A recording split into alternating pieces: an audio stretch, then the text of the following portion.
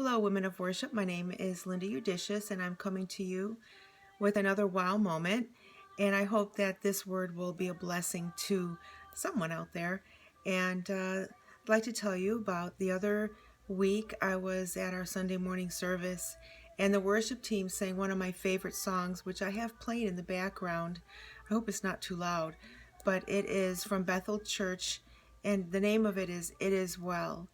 And when we're going through difficult times and struggles in our life, which we all will at one point or another, that we need to trust God entirely, entirely trust Him with our heart, with our situation, knowing that He is sovereign, that He is in control.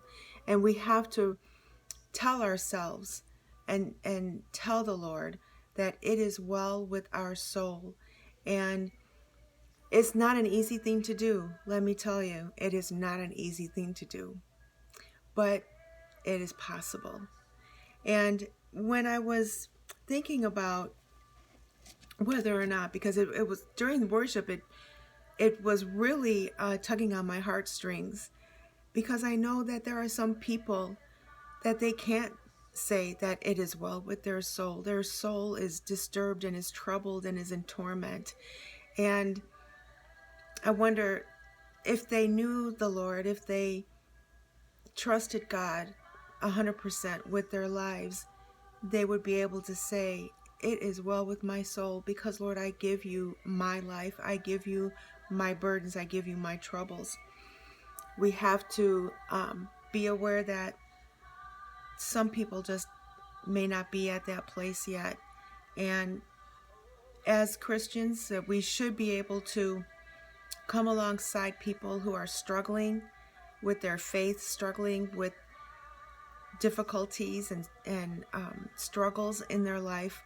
We could come alongside them and pray with them and let them know that there is a God that is in control and that He is concerned about every part of their lives.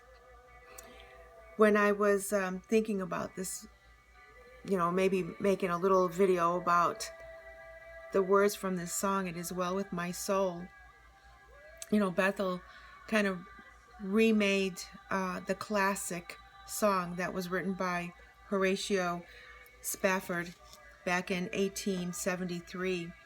And the story is just amazing, how Mr. Spafford came up with the lyrics to his song, "It Is Well With My Soul." And I'm going to just push this back a little bit. But so back in 1871, Mr. Horatio Spafford had a family. He was married. He had 5 children. And in 1871, one of his young sons had died of pneumonia. And in that same year, he was a successful lawyer and businessman, and his business burned. His place of business burned in the Great Chicago Fire, and he was able to build that business back up again. And in 1873, his wife and his remaining 4 children were traveling to Europe. And back in that day, they would have to take a ship. And they boarded a ship, and they were sailing across the Atlantic. And their ship collided with another a big boat or rig of some sort, and it went down. And his 4 remaining children perished in that accident, that ship accident. His wife did survive, and she was able to send a message to her husband back in Chicago about the accident and that their children had perished. And several days later, when he was able to, he boarded a ship to head to Europe to be with his wife, who was in mourning. And as he was sailing across the Atlantic, somebody came up to him and told him, "This is a spot where your children perished and where the boat had gone down." And that was at the time that he penned the lyrics to that great, great hymn, It Is Well With My Soul. And one part of the song just really, really spoke to me. And it says, though Satan should buffet, though trials should come, let this blessed assurance control that Christ has regarded my helpless estate and has shed his own blood for my soul. So we know that Satan is always up to no good, wants to kill, steal, and destroy. Trials will come, but we do have the blessed assurance that God is in control. And that's why Jesus went to the cross and shed his blood for us, so that we could have that relationship with God and allow God to comfort us and just come to our aid when we need him. I just don't know how people handle life without God. And so I just want to encourage you today that whatever you're going through, know that you can trust God, that your faith is secure in him. He'll never let you down.